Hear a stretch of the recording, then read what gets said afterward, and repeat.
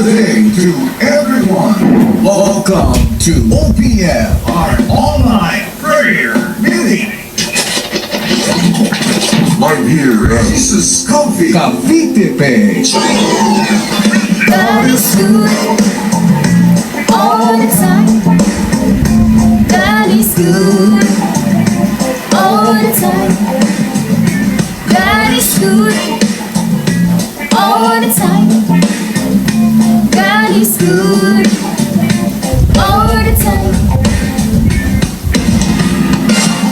God is good all the time. All the time. God is good. Isang pinagpalang gabi po sa ating lahat mga kapatid. Welcome po sa ating OPM Online Prayer Meeting. Ako nga po pala ang makakasama nyo for tonight for our prayer and fasting special. Ang inyong lingkod, Sister Noe Montoya. And I'm so glad that you are here tonight mga kapatid. Thank you Lord sa bawat isa na kasama natin ngayon. Ready na po ba kayong tumanggap ng mensahe at salita ng ating Panginoon ngayong gabi? Amen! Kaya mga kapatid, comment nyo nga kung saan kayo nanonood tonight. At kung first time mo dito sa ating prayer meeting, please don't forget to type new blessing para ma-welcome po namin kayo mga kapatid. At para naman po sa ating digital evangelism, please don't forget to like and share our live video. Let's keep tagging and mentioning our friends and loved ones mga kapatid. At para mas marami pa ang maabot ng mensahe ng ating Panginoon.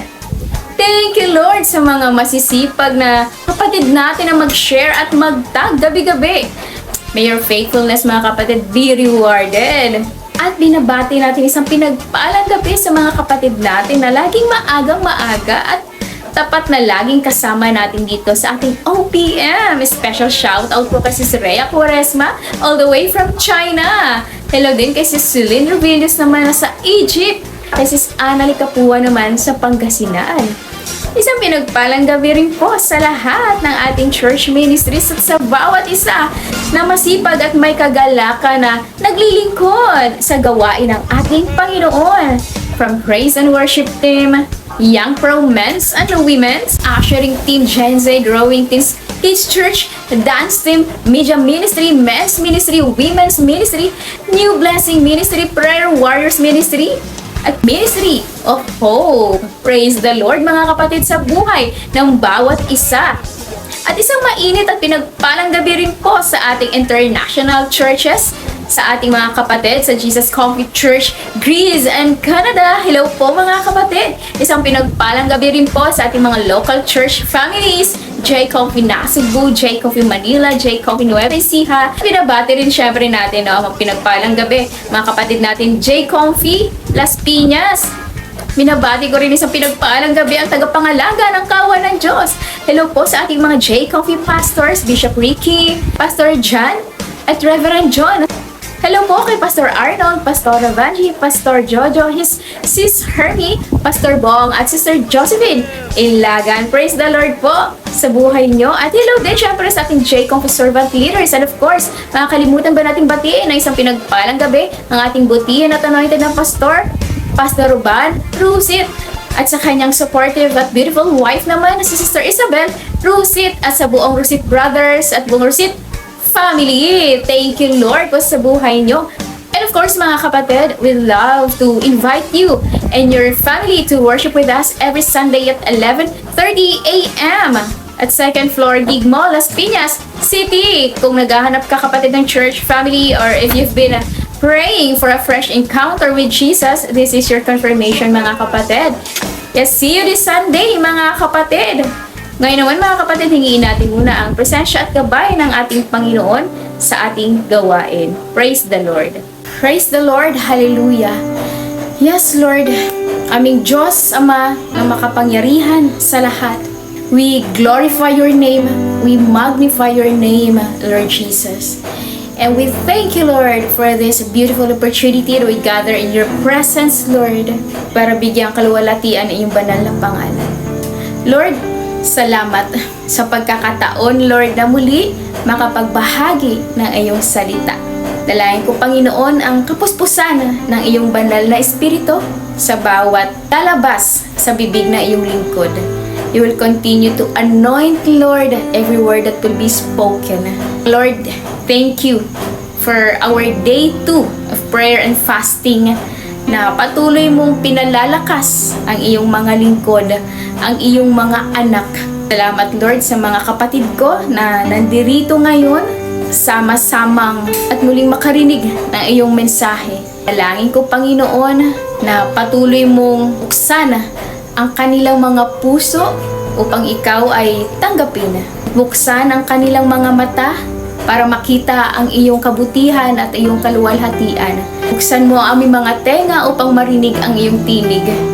Kaya Lord, ngayon pa lang, pinagpapala mo na ang mga anak mo. Dalangin ko, ang bawat mapapakinggan nila ay patuloy, Lord, na maitanim. Gawin mo, Lord, na maging mataba ang puso ng bawat isa at ang binhing na itanim.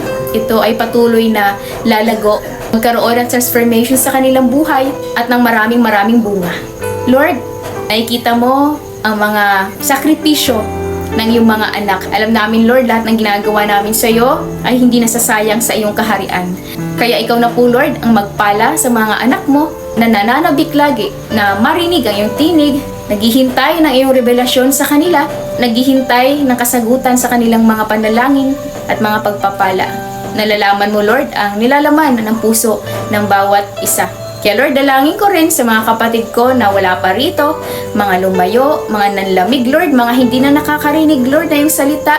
Patuloy mo po silang tawagin, Panginoon. Muli mo, Lord, na ipalasap ang kabutihan at tanggapin sa iyong mga bisig. Salamat, Panginoon, sapagkat pinupuno mo kami ng iyong pagmamahal. Salamat din po, Lord, sa mga gagawin mong maganda, sa mga pagpapala, sa mga kagalingan, sa mga sasagutin mo pang panalangin sa amin. Tinataas ko sa iyo, Panginoon, ang bawat nakikinig. Marami pang maabot ang iyong mensahe ngayong gabi at marami pang makaroon ng kaligtasan. Tinitibag mo na, Lord, itong mga pader sa puso namin upang hindi tanggapin ang iyong salita. Mga pride, Panginoon, pagmamatigas, panlalamig, mga lumalayo, Lord, ipanumbalik mo sa puso nila itong apoy. Through the power of your Holy Spirit, Panginoon, tinutupok na, Panginoon, itong mga nagmamatigas, Panginoon, itong mga nagbumabara sa puso upang hindi makapanumbalik sa iyo, Panginoon. Ang salita mo, Lord, ay buhay, makapangyarihan at mabisa. Ito'y tago sa aming puso't kaluluwa. Kaya ngayong gabi, naniniwala ako, Lord, na maraming magbabago kahit online. Marami kang pagagalingin at marami din po, Lord, ang manunumbalik muli sa iyo. Kaya Lord, tinataas ko ang aming magandang internet connection ngayong gabi. At ang bawat isang naririto, nabuksan mo rin ang kanilang mga puso't isipan, maging ang kanilang buhay upang ikaw ay tanggapin. Sa aming prayer and fasting, ikaw na rin po, Lord, ang magpapalakas sa mga anak mo na mapagtagumpayan namin hanggang day 5. Kaya Lord, muli, pinapasalamatan ka namin sa napakagandang opportunity na ito upang magsama-sama at muli, Lord, na makapagpalakasan sa bawat isa. Tinataas ko lahat ito, Lord, tayo sa banal at makapangyarihang pangalan ni Jesus. Amen. Amen. Amen. Amen. Amen! Praise the Lord mga kapatid! Katatapos lang natin manalangin sa mga kapapasok pa lang. Welcome po sa ating online prayer meeting. Live po tayo dito ngayon sa ating Facebook page, Jesus Coffee Church. At ngayon naman mga kapatid, sabihan niyo ako magpuri sa ating Panginoon. At ang aawitin natin ngayon ay isa sa original composition ng ating simbahan, ang maging tulad mo. Praise the Lord! Kapatid, sabayan niyo ako sa ating pagpupuri ngayon. Huwag lang po tayo makinig mga kapatid o manood. Ibuka po natin yung ating bibig at let's give our best praise to Jesus.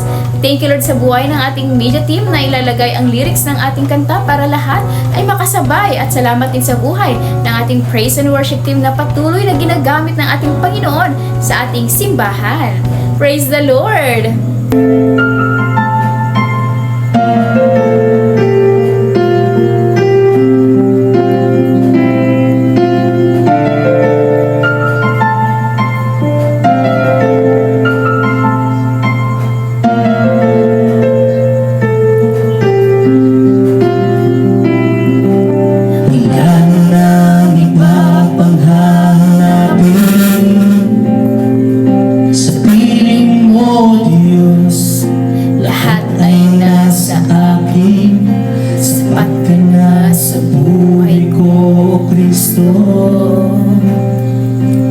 Dito sa nang papantay sa'yo,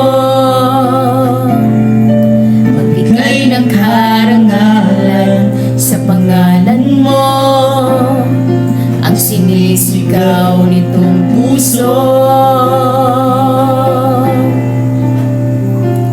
Maging tulad mo, yan ang nais ko, mabuhay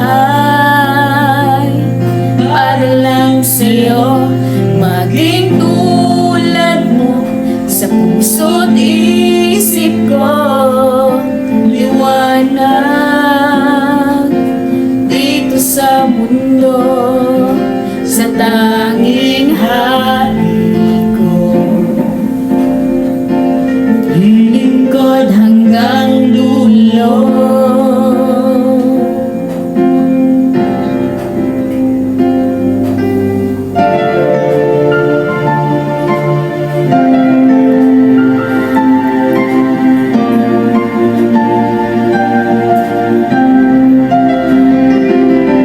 Sa buhay ko ikaw ang panalangin, ang puso Ko'y nananabik, ikaw ay makapiling, manahan ka sa buhay ko, Kristo. Banal na Espiritu, Ispusin ang buhay ko, magbigay ng karangalan sa pangalan mo, ang sinisigaw nitong puso. Maging tulad mo, yan ang nais ko,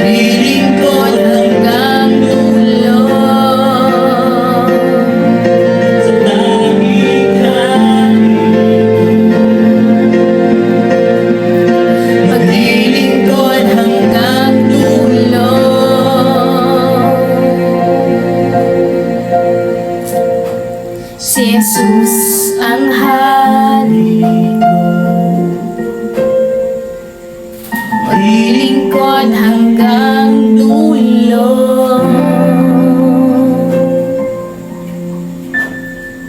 Amen! Praise the Lord! Dalangin ko mga kapatid na maging tulad tayo ng ating Panginoong Jesucristo sa isip, sa salita at sa gawa. Yung inawit po natin kanina mga kapatid ay isa po yun sa original songs ng ating simbahan ng Jesus Coffee Church. Maging tulad mo. Salamat sa buhay ng ating worship team na patuloy niyang ginagamit sa ating simbahan. At kung na-bless po kayo kanina mga kapatid sa inawit natin, we invite you to check our YouTube channel. Marami po tayong mga worship songs, sermon clips at yung mga full sermon videos po natin na siguradong magpapalakas sa faith nyo. Nasa comment section po natin ang link mga kapatid, at kung hindi ka pa nakapag-subscribe sa ating YouTube channel, subscribe ka na kapatid para updated ka sa lahat ng uploads na makakatulong sa spiritual growth mo. Dito rin po mga kapatid kung saan po tayo live ngayon, Jesus Coffee Church. Paki-like po kapatid, paki-follow at paki-share na rin po sa inyong loved ones para lagi po kayo updated sa lahat ng gawain. Amen! Praise the Lord! At ngayon naman mga kapatid, magka-coffee break muna tayo!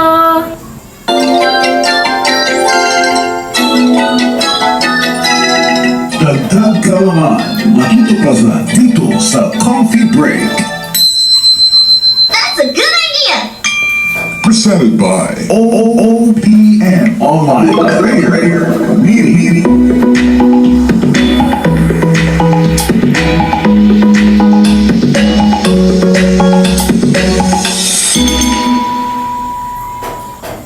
Amen! Ang ating J Coffee Break for tonight mga kapatid ay magpapatrivia muna tayo. Ayan, ang ating J Coffee Trivia for tonight. Ready na po ba kayo mga kapatid para sa ating Bible Trivia? At syempre, meron po tayong mga prize waiting this Sunday para sa first 3 na makakakuha ng tamang sagot. Ayan, so ito na po ang question natin mga kapatid. Kung nabasa nyo na po ang kwento ni Bartimaeus sa ating Day 2 ng Prayer and Fasting, ang tanong, saan po siya nakapwesto nung marinig niyang dumarating si Jesus? Saan po nakapwesto si Bartimaeus nung narinig niyang dumarating si Jesus? Letter A, sa templo sa Jerusalem. Letter B, sa daan palabas ng Jericho. Or letter C, sa bahay ni Zacchaeus. Letter A, sa templo sa Jerusalem. Letter B, sa daan palabas ng Jericho. Or letter C, sa bahay ni Zacchaeus. Ayan mga kapatid, screenshot nyo na yung mga sagot nyo at i-post kung nakakuha ba kayo ng tamang sagot. Kaya ready na ba kayo mga kapatid? Talagang tingin ko parang ang bibilis sumagot ng mga kapatid natin ngayon Ayan, mag-count tayo ng 5, 4, 3, 2, 1. At ang tamang sagot mga kapatid ay letter B. Doon po yung mga kapatid yung sa may daanan, sa gilid ng daanan, palabas ng Jericho. Congratulations po sa lahat ng ating winners tonight. You may claim your prize on Sunday. At yan po mga kapatid, ang ating J Coffee Break. That's a good idea! Presented by OPM Online Prayer Meeting.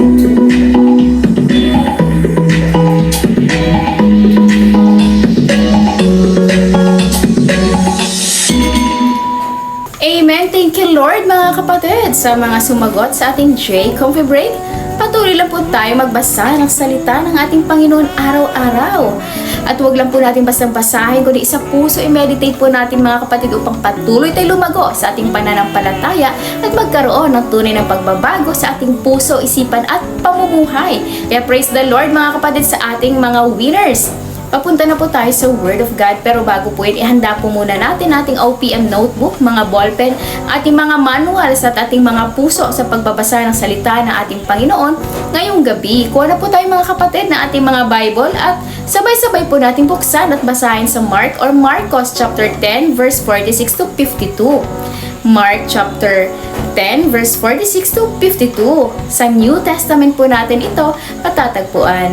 At habang binubuksan po natin mga kapatid ang ating mga Biblia, nandito na po tayo mga kapatid sa ating Day 2 of Prayer and Fasting. At kagabi nga ay kasama natin ang ating buting pastor na binahagi naman ang patungkol kay Peter sa Luke chapter 5 verse 1 to 11.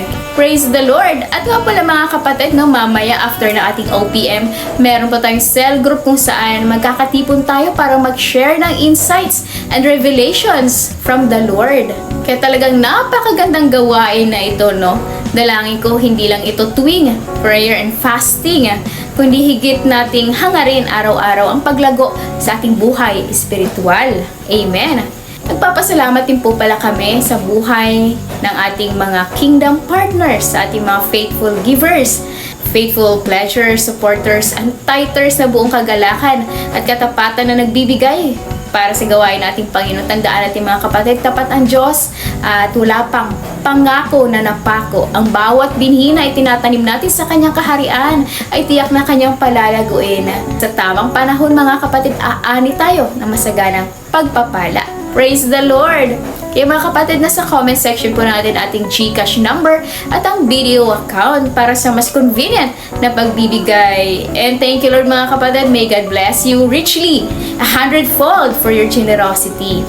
Amen! Praise the Lord mga kapatid! Andyan na po ba kayo sa Mark chapter 10 verse 46 to 52? Comment nyo nga, Amen! Kung ready na kayo.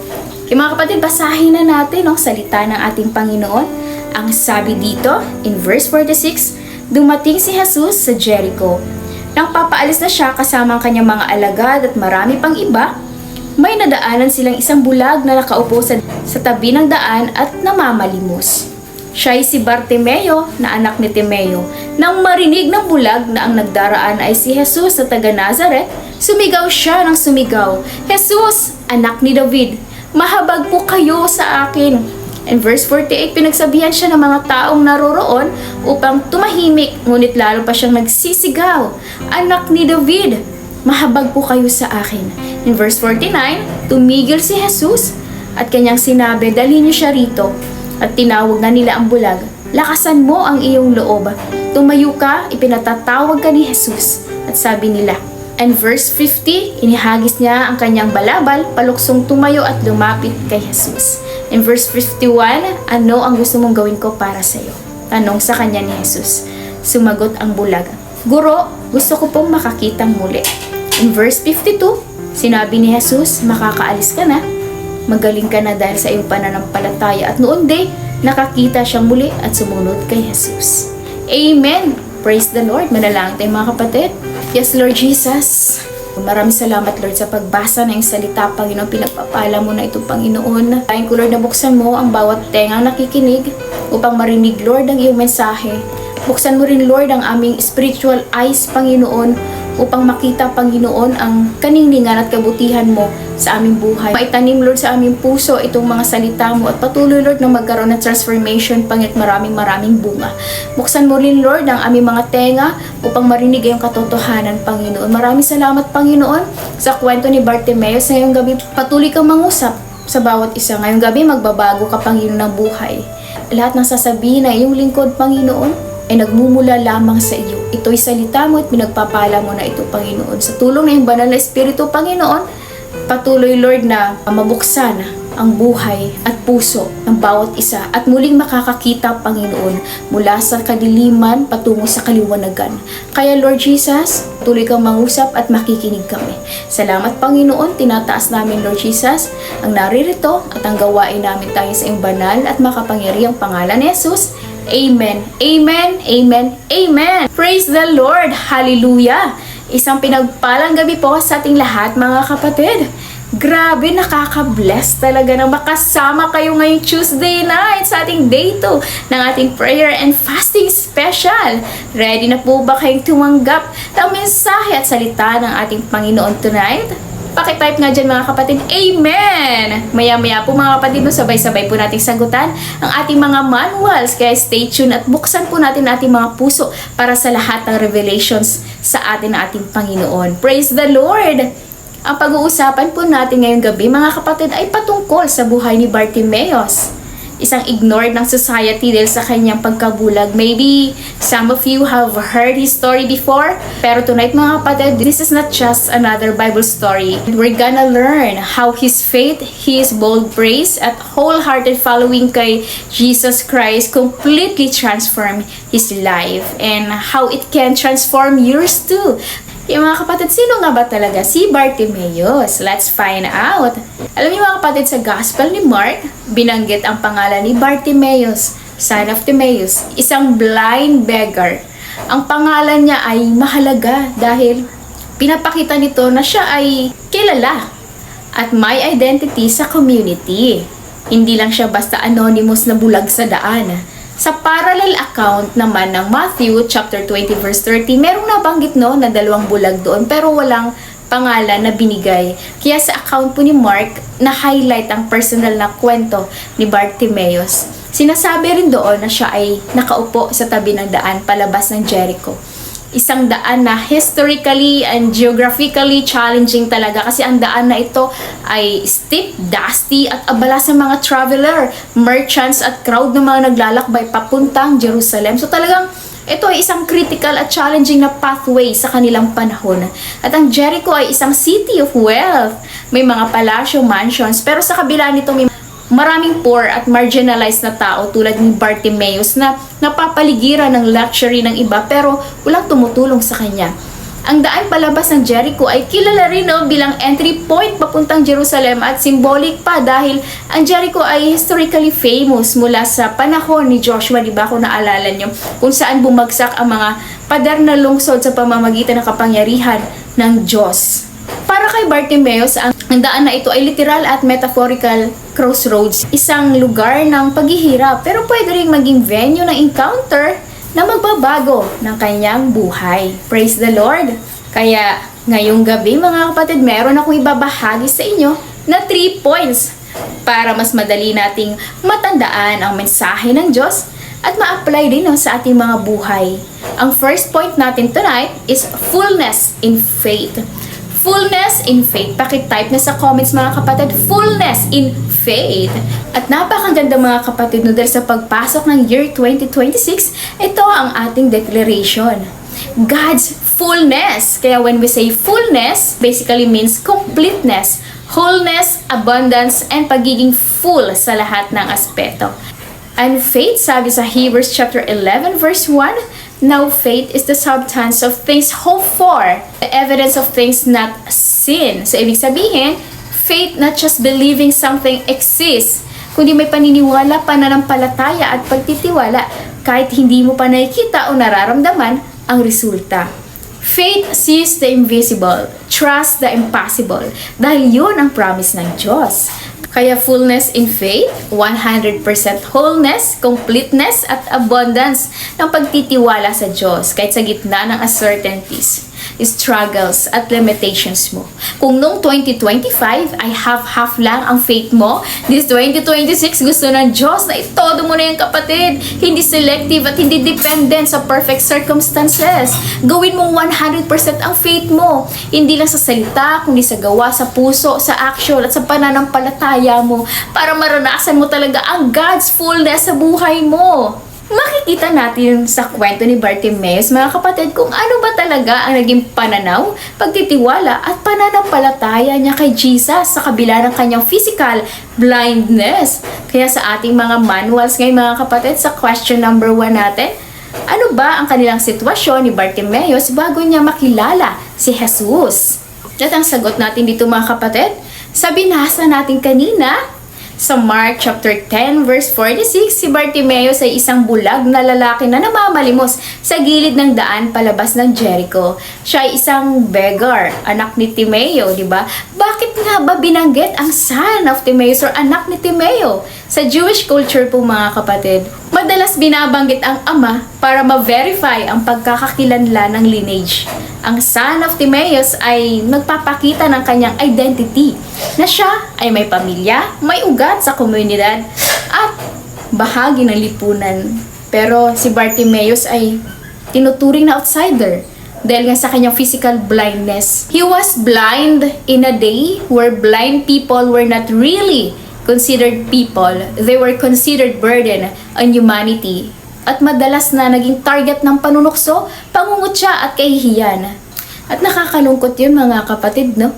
He had a hard life.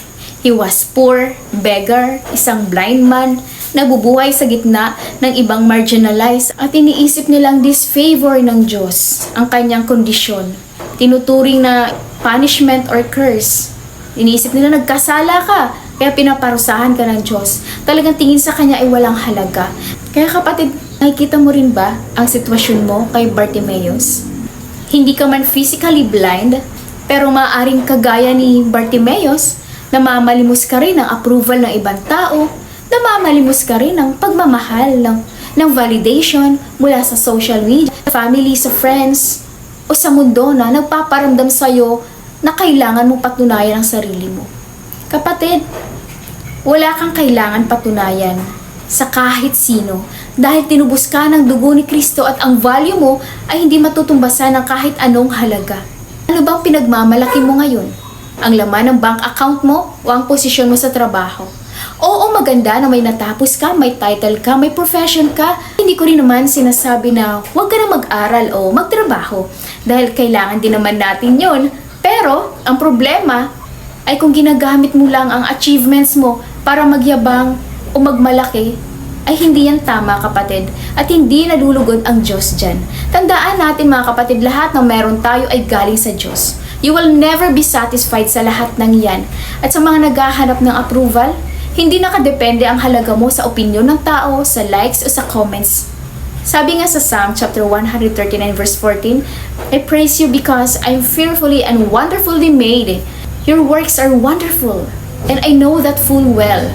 Kaya lahat ng validation at acceptance na hinahanap mo kapatid sa mundong ito, tanging kay Jesus mo lang matatagpuan. Siya ang source ng tunay na halaga, pagmamahal at identity mo. Katulad ni Bartimaeus, mga kapatid, sa kabila ng marginalization at rejection ng society, alam niya na siya ay may halaga kay Jesus. Kaya kapatid, stop mo na ang pamlilimos mo at simulan mo nang mamuhay ng fullness of faith sa Diyos. Ibigay ang iyong buong pusong pagtitiwala at pananampalataya sa Kanya at i-release mo na ang pangangailangan na patunayan ang sarili mo at maniwala ka na siya lang ay sapat na at higit pa ang halaga mo.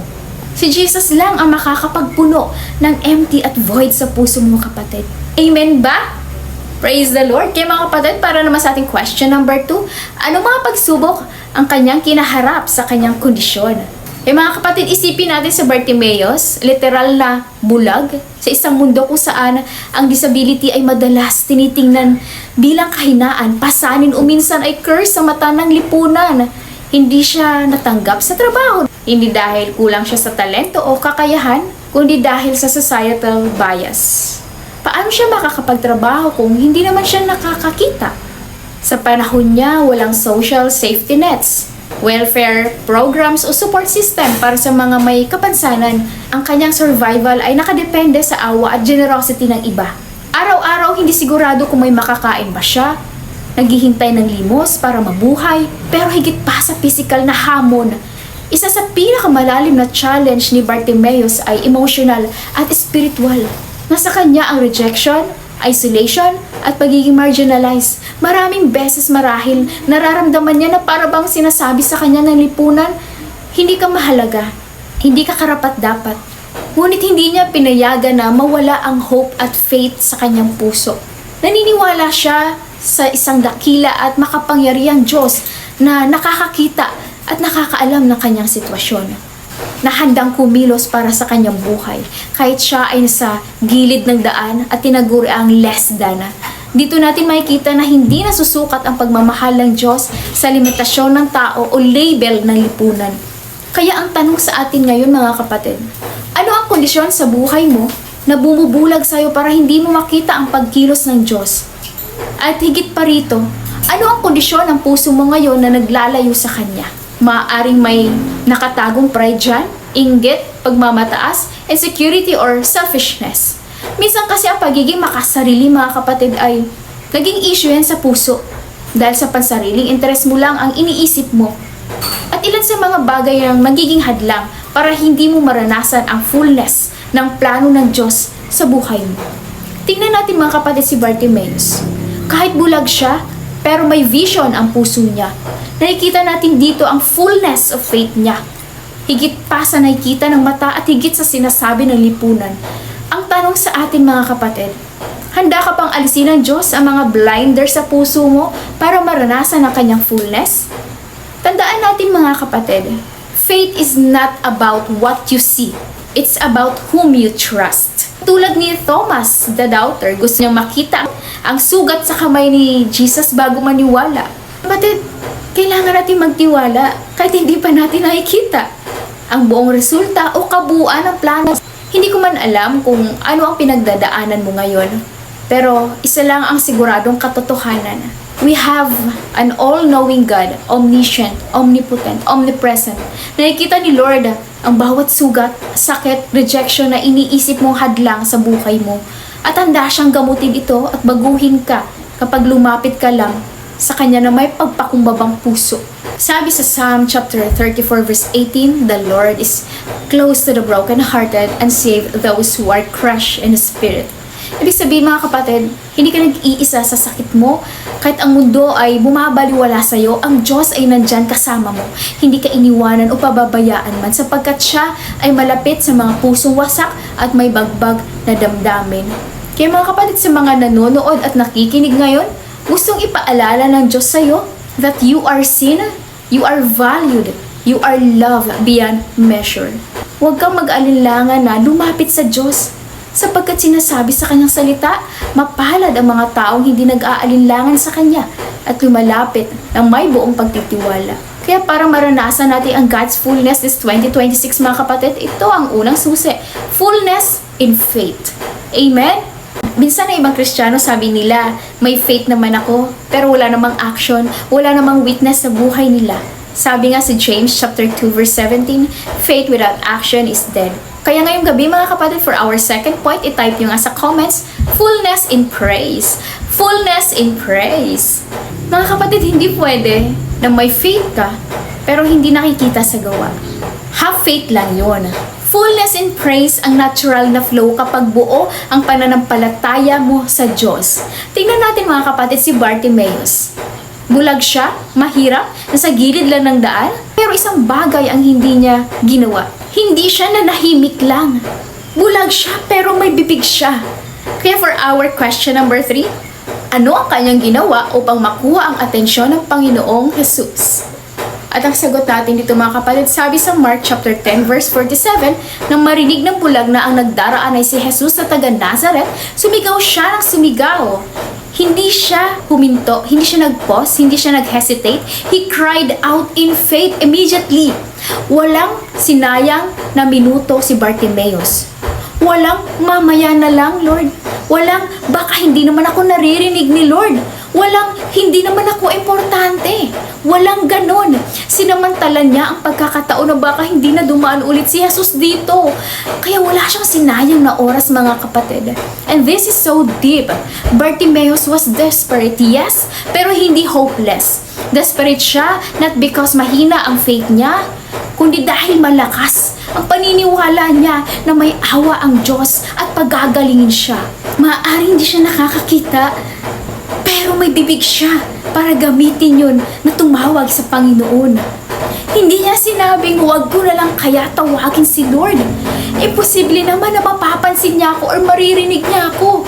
At minsan sa buhay natin mga kapatid, bilang mananampalataya ng Panginoong Jesucristo, kapag hindi nasasagot ng Panginoon ang pagtawag natin sa Kanya, humihinto na tayo.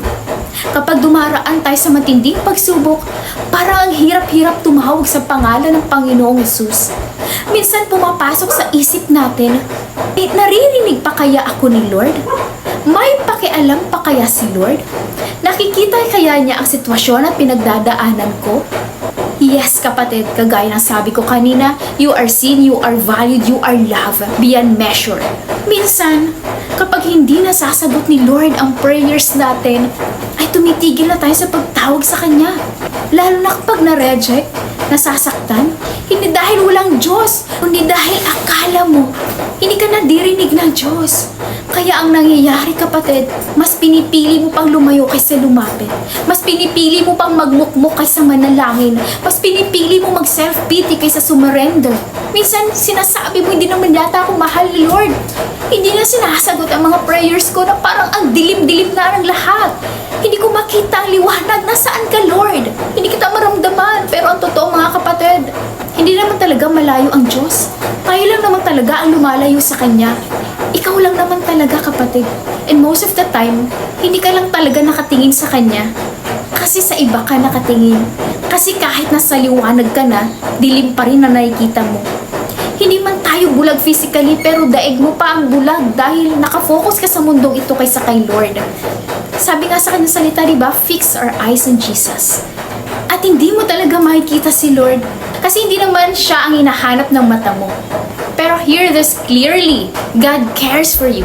Si Jesus ay naging tao.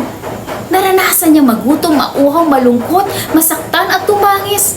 Kaya sabi sa Hebrews chapter 4 verse 14 to 16, ang ating pinakapurong pare ang nakakaunawa sa ating mga kahinaan. Sapagkat tulad natin, tinukso siya sa lahat ng paraan, subalit kailan may hindi siya nagkasala. Kaya alam ni Lord ang nararamdaman mo, mga kapatid. Alam niya ang pakiramdam ng masaktan at alam niya ang pinagdadaanan mo. At hindi malayo ang Diyos kapag tumawag ka. Napakalapit niya. Ang gusto niya lang, tumawag ka. Sabi nga sa Jeremiah chapter 33 verse 3, Call to me, and I will answer you and will tell you great and hidden things that you have not known. Grabe, no? Si Lord naghihintay lang na lumapit ka, kapatid. Tanda siya ipakita sa iyo ang mga kamanghamanghang bagay kapag tumawag ka sa Kanya. Magtiwala ka sa Kanya, lumapit ka sa Kanya, tumawag ka sa pangalan ng ating Panginoong Hesus. Dahil ang Diyos na tinatawag ni Bartimeus noon ay iisang Diyos pa rin ang handang makinig sa iyo ngayon. Dahil siya ay punong-puno ng habag, ng awa. Kaya ang sigaw ni Bartimeus, Jesus o Jesus, anak ni David, mahabag po kayo sa akin. Hindi lang ito simpleng pagsigaw at pagtawag. Ito ay isang act of praise. Si Bartimeus sumigaw hindi dahil desperate lang siya sa kanyang kapansanan.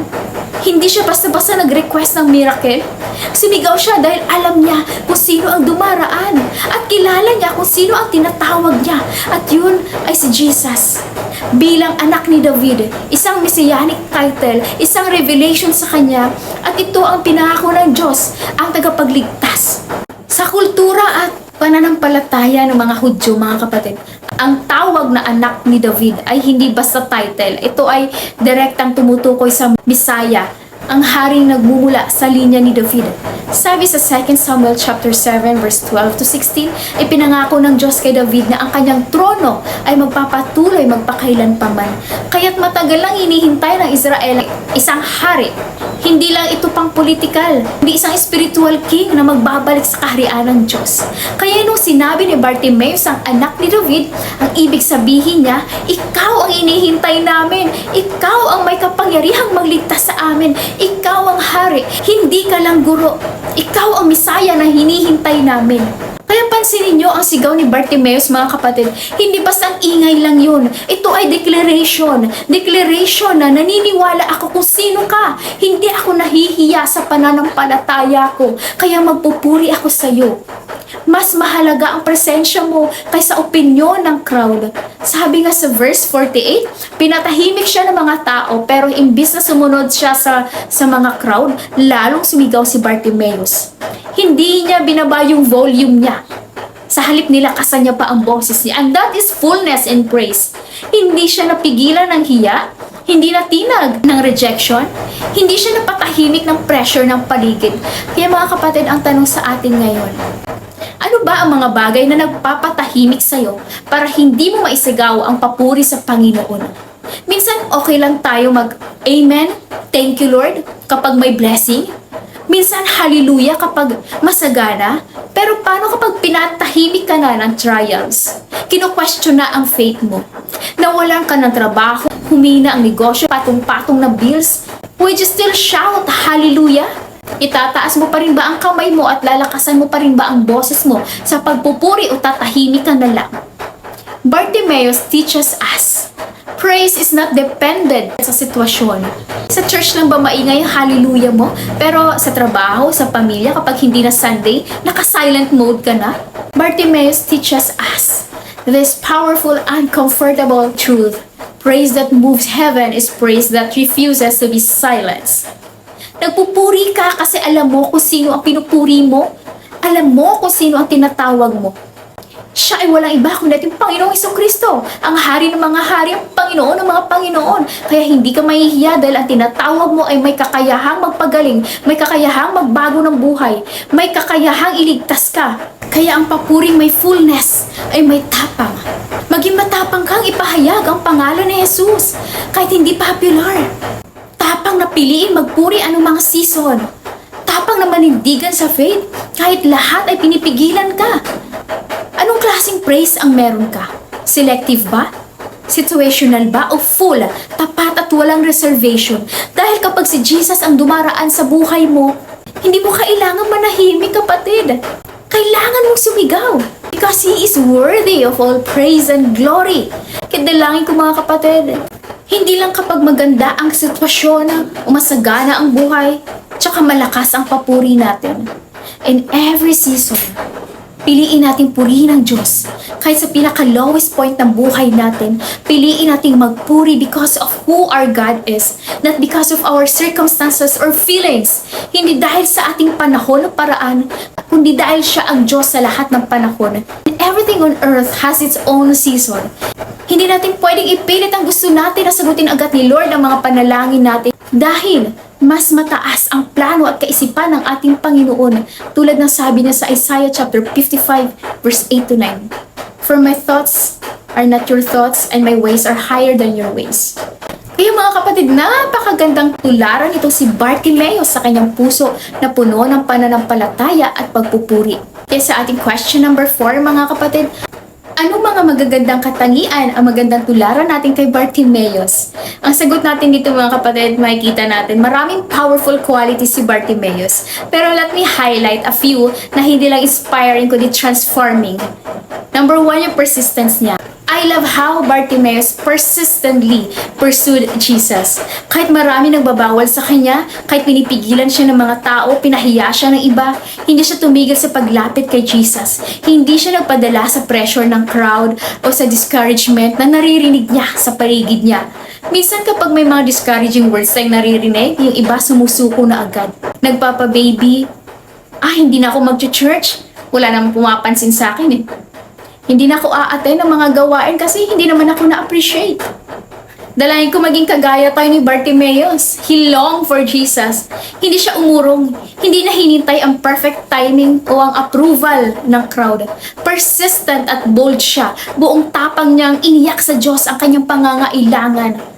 And number 2, nakita ko dito yung boldness. Sa pagsunod natin sa Panginoong Jesucristo, darating talaga ang point na mapapahiya tayo, mapapersecute tayo. Pero tandaan natin mga kapatid, sabi sa Romans chapter 10 verse 11, sino mang sumampalataya sa ating Panginoong Jesucristo ay hindi mapapahiya. At tulad ng paalala ni Jesus sa atin sa John 16 verse 33, take heart, I have overcome the world. Kaya tuloy lang tayo mga kapatid sa pag-share ng magandang balita. Makinig man sila o hindi, ang mahalaga na gawa mo na ang part mo and let Jesus do the rest.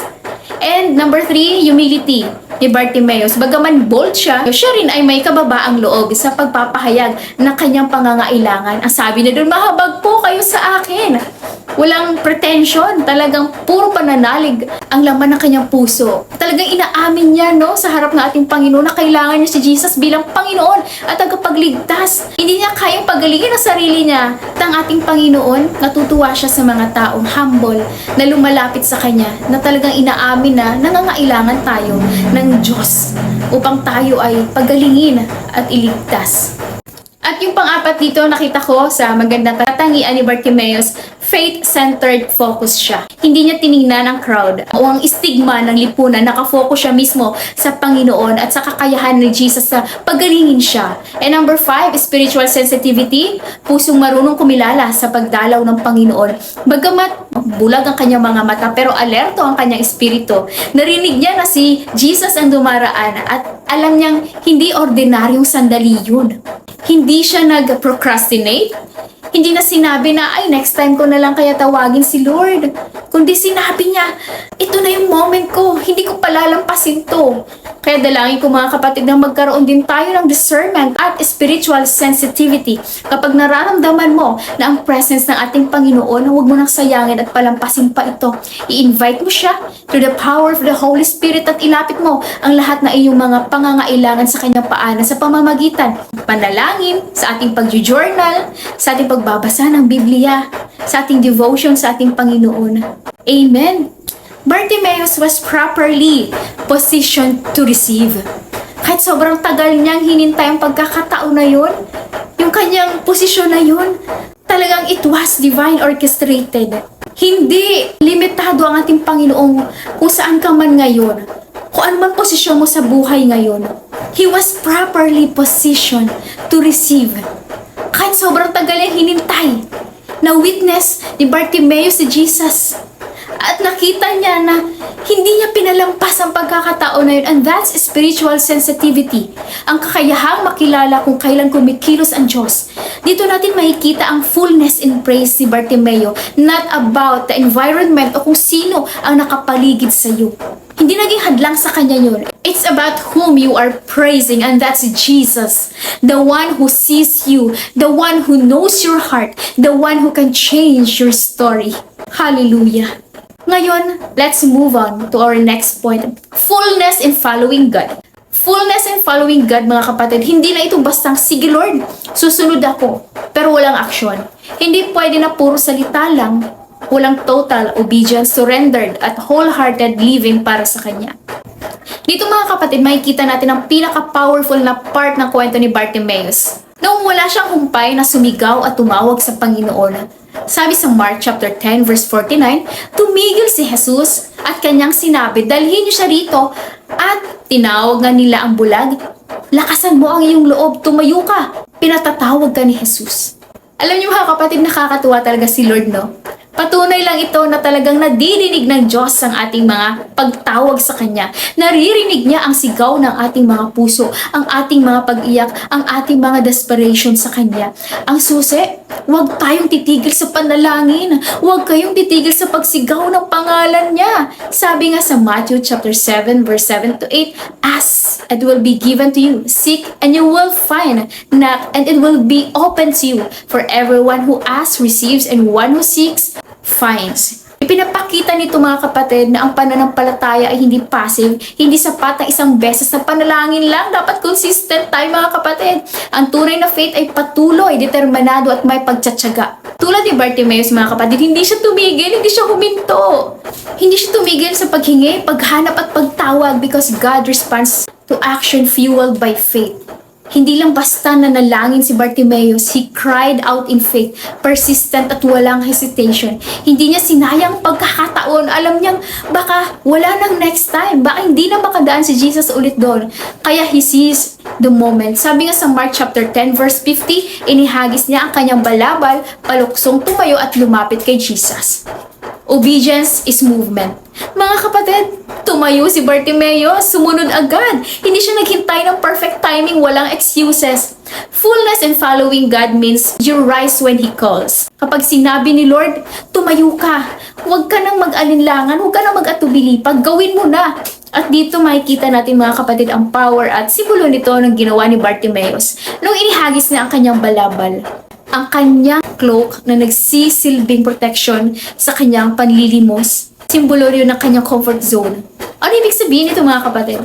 Yung balabal ay sumisimbolo sa luma niyang buhay. Yung kanyang pagkabulag, panlilimos, inihagis niya yun. Pansin nyo, iniwanan niya ang kanyang balabal kahit hindi pa siya napapagaling ni Jesus. Dahil natitiyak niya, napakagalingin siya nito. Hindi pa man sinagot ang kanyang kahilingan, tinapon na ni Bartimaeus ang kanyang balabal.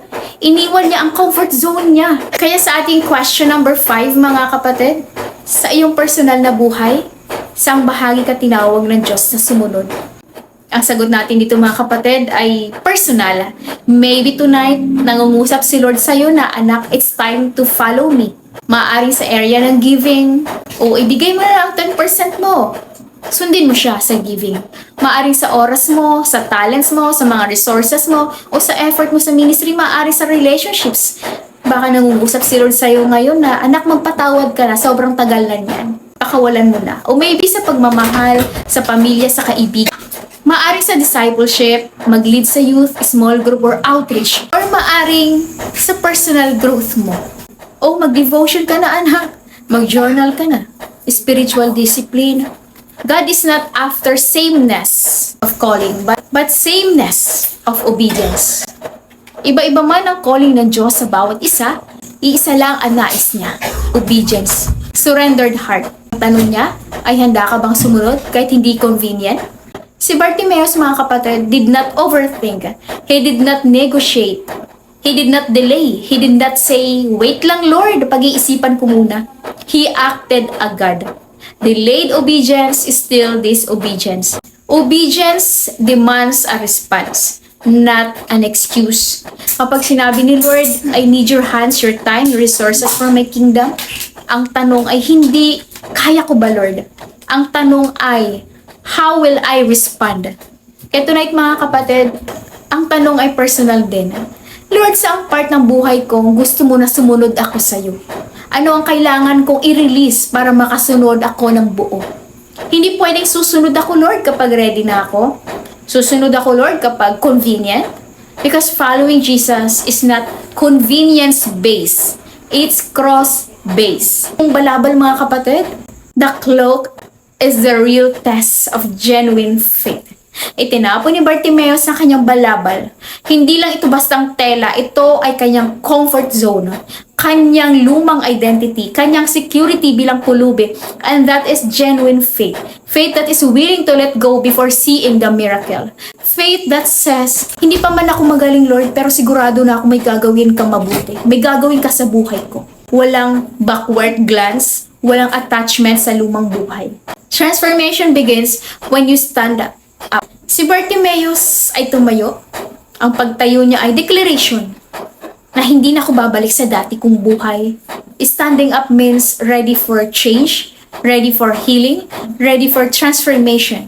And you cannot follow Jesus while sitting comfortably in your old life.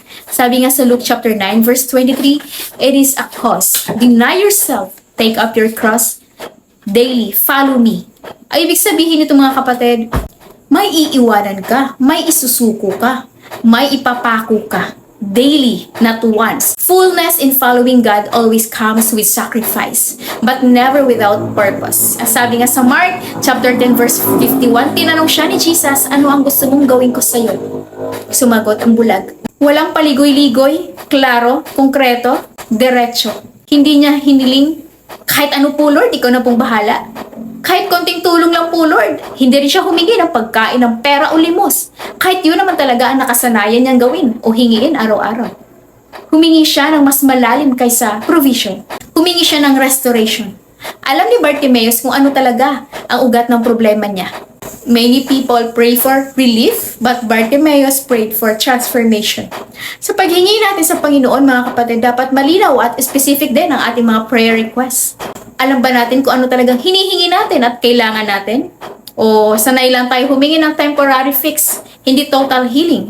Minsan naman, ina-underestimate natin ang power of prayer dahil akala mo hindi sumasagot si Lord. But Bartimaeus teaches us this powerful truth. God responds to a specific faith because we serve a God of impossible, miracle worker. A God of fullness. Kaya kapag tinanong ka rin ni Jesus, mga kapatid, ano ang gusto mong gawin ko para sa'yo? Ano kaya isasagot mo? Be honest mga kapatid, and with humility. Ang totoo niyan, kayang-kaya naman talagang ibigay ni Lord lahat ng mga prayers natin kung ito ay naaayon sa kanyang kalooban. Kaya sabihin mo kay Lord kung ano ba talaga ang kailangan. Lord, I want to see again. Lord, heal my heart. Lord, restore my purpose. Lord, free me from this sin. Clear prayer requests, clear faith. Honest requests invite real miracles. At sa verse 52, sinabi ni Jesus, makakaalis ka na, magaling ka na, dahil sa iyong pananampalataya. Noon din ay nakakita siyang muli at sumunod kay Jesus. Amen! Hallelujah! Nang pinagaling si Bartimeus, hindi niya unang nakita ang ganda ng paligid o ang palasyo. Ang una niya nakita ay ang mukha ng ating Panginoon at ang kanyang kaluwalhatian. Nakita niya ang kanyang healer, ang kanyang savior, ang Messiah. E dalangin ko mga kapatid, kapag pinagaling tayo at sinagot ni Lord ang panalangin natin, ang una dapat nating makita ay ang kanyang mukha. Ang una nating makita at pasalamatan ay ang kanyang ginawa. Ang una nating tugon ay pagpapakumbaba at ang una nating pasalamatan ang may likha, hindi ang pagpapala. From blind to seeing, from begging to working, and now following Jesus wholeheartedly. Kaya question number 6 sa ating mga kapatid, ano ang naging tugon ni Bartimeus sa himala? Paano dapat tayo tumugon sa mga pagpapala ng Diyos? Tumugon si Bartimeus hindi lang sa pasasalamat, kundi sa total surrender. Hindi siya bumalik sa dating buhay, hindi siya nag-enjoy muna sa blessing, sumunod siya kay Jesus. At ang tamang tugon sa himala ay pagsunod. Maraming tao ang gustong gumaling, pero iilan lang ang handang magbago. Maraming gustong makatanggap ng pagpapala, pero konti lang ang bumabalik kay Lord na magpasalamat.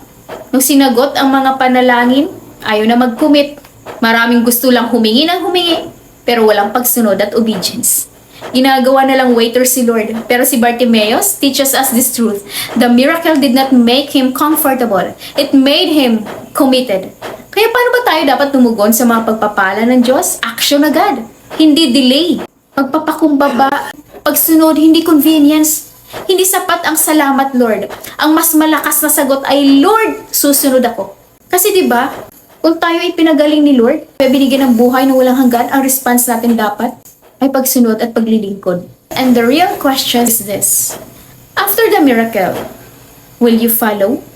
At kapag ganito ang tugon mo mga kapatid, ang blessing ay hindi lang nadadagdagan.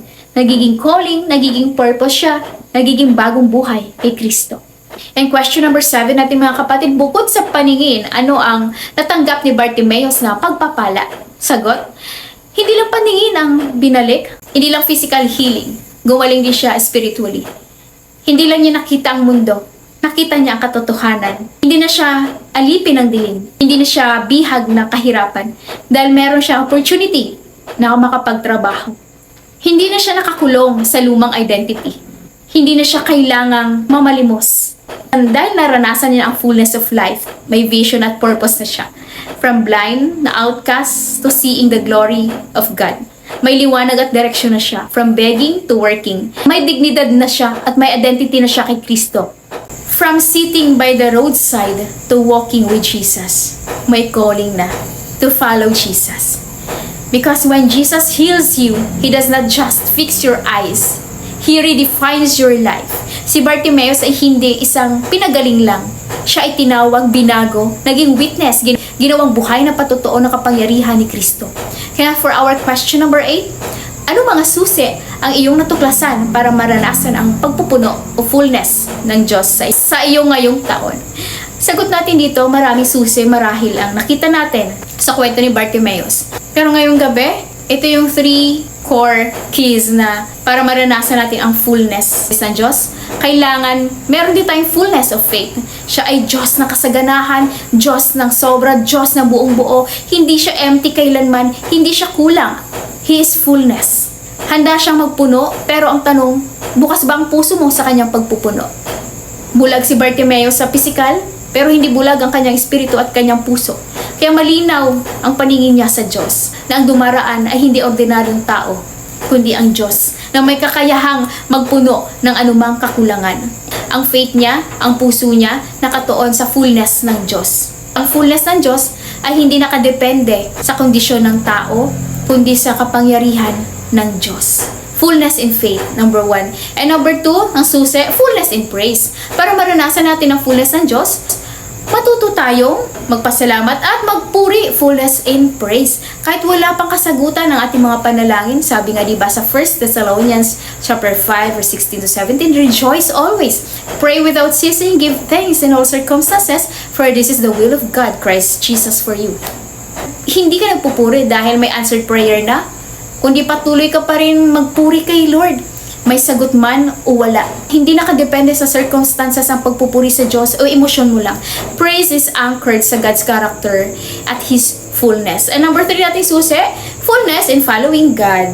Para maranasan mo ang fullness, ang tunay na fullness ng Diyos, kailangan mo rin, ihagis ang balabal mo, ang comfort zone mo, ang lumang identity mo, ang safety nets mo, at lahat ng lumang pagkakakilala sa sarili mo. At isuko mo lahat yan sa Diyos dahil ang tugon ng taong pinagaling at pinatawad ng ating Panginoong Jesucristo ay pagsunod sa Kanya at paglilingkod ng buong puso. Walang alinlangan, fully surrendered. Yan po mga kapatid ang ating points for tonight. Kung paano pinanumbalik ni Lord ang paningin ni Bartimaeus, Jesus can still restore you today. Isang Diyos pa rin ang kumikilos sa buhay natin, kahapon, ngayon, at magpakailanman. Ano bang blind spot sa buhay mo ngayon, kayang-kayang alisin niya ng Diyos ngayon. Same Jesus, same power, same love, same faithfulness. Ang Diyos na nagpagaling kay Bartimaeus noon, ay parehong Diyos pa rin natin ngayon na mahabagin.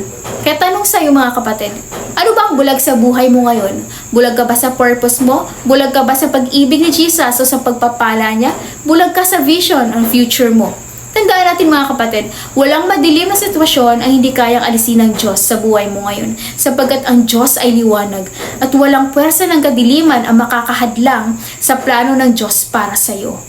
2,000 years ago, sa krus ng Kalbaryo, pinalaya na tayo ng ating Panginoong Jesucristo sa kadiliman, mula sa pagkaalipin, mula sa pagkabulag, mula sa pagkakakulong sa kasalanan. At ngayon kapatid, kung pinanumbalik ng Panginoon ang paningin ni Bartimaeus, kayang-kaya niya ring ibalik ang liwanag sa buhay mo ngayon, sapagkat siya ay Diyos na liwanag. Kung pinalaya niya si Bartimaeus, kayang-kaya na rin palayain ka sa lahat ng blind spot sa buhay mo. Spiritually, physically, emotionally, at purpose-wise. He sees you, He hears you, and He wants to restore you. Sa paglapit natin sa Panginoon, mga kapatid, walang judgment, walang condemnation. Ang gusto lang ni Lord ay maging mapagkumbaba tayo. Hindi kailangan maging perfect position para lapitan si Jesus. Kahit saan ka man ngayon, pwede kang lumapit sa Kanya. At walang perfect na pagkakataon para purihin siya at pasalamatan siya. Saan ka man ngayon, yan ang perfect spot para purihin siya at lapitan ng ating Panginoon. Si Bartimeo ang patunay na walang imposible sa ating Panginoon. Nagagawa ng ating Panginoon ngayon ay magagawa niya rin ngayon. Dahil sa fullness ng kanyang faith, grace at obedience, ay nagkaroon siya ng fullness in healing. Buong paningin ang binalik ng ating Panginoon, hindi partial lang. Fullness in identity, fullness in purpose. Hindi na siya the blind man, kundi a follower of Christ. And this is the fullness of God wants for us. Kaya ngayon 2026 mga kapatid, sama-sama natin ideklara ang God's fullness over our lives. Dahil sabi ng Panginoon sa Psalm chapter 81 verse 10, open your mouth wide and I will fill it. Hindi niya sinabing konti lang, hindi niya sinabing sapat lang o sakto lang. Sinabi niya, I will fill it. Just open your mouth wide mga kapatid. Kaya we boldly claim and believe fullness in our finances, fullness in our healing, fullness in our identity, fullness in purpose, and fullness in every area of our lives. Because when God fills, He does not do partial. He does overflow. Amen! Kayo ngayong gabi mga kapatid, kung ikaw to, na oo Sister Novi, nabulag ako sa mundong ito. Nabulag ako sa kayamanan, sa pera, nabulag ako sa galit, nabulag ako sa sama ng loob. Hindi ko makita ang kabutihan ng Diyos. Hindi ko makita na kumikilos siya. Kapatid, hindi pa ulihang lahat, ihingi natin ng kapatawaran sa ating Panginoon lahat na ating mga kasalanan, lahat na ating pagkukulang. At kung ikaw to nanonood ngayon na hindi mo pa tinanggap si Jesus bilang Panginoon at tagapagligtas sa buhay mo, ito na yung perfect time para tanggapin natin siya. Kung paanong 2,000 years ago, inalis na tayo ng ating Panginoong Jesus sa lahat ng ito, nang siya ay namatay sa krus para sa ating mga kasalanan. Siya ang pinaka-perpektong anak ng Diyos na nagbayad sa lahat ating mga pagkukulang at sa pamamagitan ng kanyang dugo, wala na tayong kailangan idagdag pa. Dahil sa kanyang finished work sa cross, nalinis na tayo lahat. Dahil sa ginawa ng ating Panginoong Hesukristo sa krus, pwede na tayong mamuhay sa liwanag. Dahil inalisan niya lahat ng tanikala ng kaaway na gumagapos sa atin upang hindi natin siya makita. Purihin ang ating Panginoon sa ginawa niya dahil sa kanyang labis-labis na pag-ibig sa atin. Hindi na tayo alipin ng kahit ano paman. At kung ikaw to nanonood ngayon na hindi mo pa tinanggap si Jesus bilang Panginoon at tagapagligtas sa buhay mo, ito na yung perfect time para tanggapin natin siya. Kailangan nyo lang gawin, ipikit ang mata, iyuko ang ulo at itaas ang kamay. Ibuka ang bibig, sasabayan nyo ako sa panalangin. Sasabayan nyo ako mga kapatid, Panginoong Jesus, kailangan kita sa buhay ko. Patawarin mo ko, Lord, kung ako man ay nabulag sa mundong ito. Inaamin ko na ako'y isang makasalanan. Binubuksan ko ang aking puso at tinatanggap kita sa aking buhay bilang Panginoon at tagapagligtas. Salamat, Lord, sa kapatawaran ng aking kasalanan at sa buhay na walang hanggan. Sa pangalan ni Jesus, Amen. Amen. Amen. Amen. Hallelujah. Praise the Lord. Kung sumabay ka kapatid sa panalangin natin kanina ng mula sa puso, congratulations dahil meron ka ng buhay na walang hanggan. And in 5 minutes mga kapatid, sabayan niyo muli ako sa ating panalangin. Will agree with me? You can say, yes Lord, Amen, Hallelujah, praise the Lord. And one more time mga kapatid, let's pray. Our Heavenly Father, who created the heaven and the earth, our King of Kings, we glorify your name, Panginoon. Salamat, Lord Jesus, sa kwento ni Bartimeus na nabuksan ang aming mga puso para ang iyong kaluwalhatian at iyong mukha ay makita. Lord, dalangin ko yung mensaheng na iparating mo sa mga bawat nakapakinig ngayon. Patuloy ito, Lord, na makita sa kanilang buhay, maitanim sa kanilang puso, magkaroon ng transformation at maraming bunga. Salamat, Lord, sapagkat nasa liwanag na kami. Salamat sa pagkilos mo sa buhay ng bawat isa. At alam ko, Lord, na dirinig mo ang kanilang panalangin, ang sigaw ng kanilang mga puso. Kung ano man, Lord, yung mga pinagdadaanan ng mga kapatid ko ngayon, Lord Jesus, may mga anxiety, depression, pagkalungkot, pagkabigo, nawala ng mahal sa buhay, kung paanong kinomfort mo si Bartimeus, Panginoon, i-comfort mo rin, Panginoon, ang iyong mga anak na nakakaranas ng iba't ibang pagsubok at problema. I am praying, Panginoon, na palakasin mo mga kapatid ko, i-comfort mo sila, iparamdam mo, Lord, ang iyong pagmamahal at kapayapaan. Salamat, Lord Jesus, dahil sa ginawa mo sa krus, lahat ng pagtagumpayan at lahat ng kasalanan namin ay naipako na rin doon at meron na kaming free access, Panginoon, na makalapit sa iyong trono. Mararanasan na namin ang kapayapaan, ang iyong pagpapagaling, ang restoration sa amin. Ganon din tinataas ko ang mga kapatid ko na nagtatrabaho maging sa ibang bansa man, Panginoon, saan mo man sila binless, Panginoon, sa kanilang negosyo, saan mo man sila dinala para maipahayag ang kabutihan mo sa kanilang buhay. Patuloy mo silang palakasin, Lord, i-empower mo sila, Panginoon, i-equip mo sila, Panginoon, para sa iyong kingdom.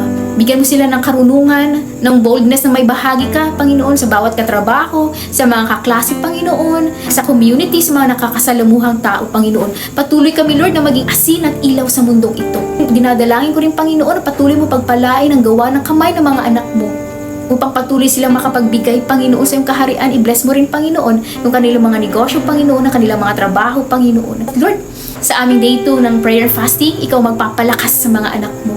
Nanghihina man, Lord, ang aming katawan, ang aming laman, pero lumalakas ang aming espiritu, Panginoon. Kaya salamat, Lord, tulungan mo kami na mapagtagumpayan ito, Panginoon, hanggang day 5. Ikaw magpapalakas sa amin, ikaw mag-i-empower sa amin, Panginoon. More revelations pa, Lord Jesus. Patuloy kang mangusap sa mga anak mo. Handa na kami, Panginoon, na makita, Panginoon, yung pagpapala mo sa amin, Lord. This year, 2026, God's fullness, Lord, pupunuin mo kami. Hindi sapat, Lord. Hindi sakto lang, Panginoon, kundi puno, Panginoon. Panginoon, yung pagpapala na iyong pag-ibig, Panginoon, sa iyong grasya, Panginoon. Pupunuin mo ang laman ng kanilang lamesa, pupunuin mo ang laman ng kanilang ref, Panginoon. Pupunuin mo ang mga bulsa, Panginoon, para patuloy, Lord, na makapagbalik sa iyo. Pupunuin mo kami na iyong pag-ibig. Pupunuin mo kami sa aming buhay espiritual, Panginoon. Palalaguin mo pa, Lord Jesus, sa mga area na pinagkatiwala mo sa amin sa mga ministry. Maraming salamat, Lord, sa ginagawa mo sa simbahan namin. Tinataas namin, Lord, yung mga provision namin, Panginoon, in Jesus' name. Sa tinatayong sanctuaryo po, Lord, sa Andrea.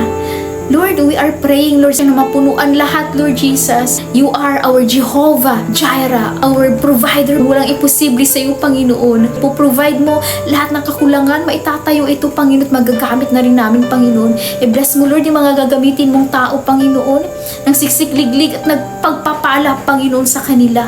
Salamat, Lord Jesus. Ngayon pa lang, pinapasalamatan ka namin sa mga tao. Hinahanda mo na ito, maraming kaligtasan, Panginoon, madadala sa simbahan mo. Kaya, Lord, maraming mong salamat muli, Panginoon, sa kwento ni Bartimeus na nagbukas sa aming puso, Panginoon, upang ikaw ay makita namin.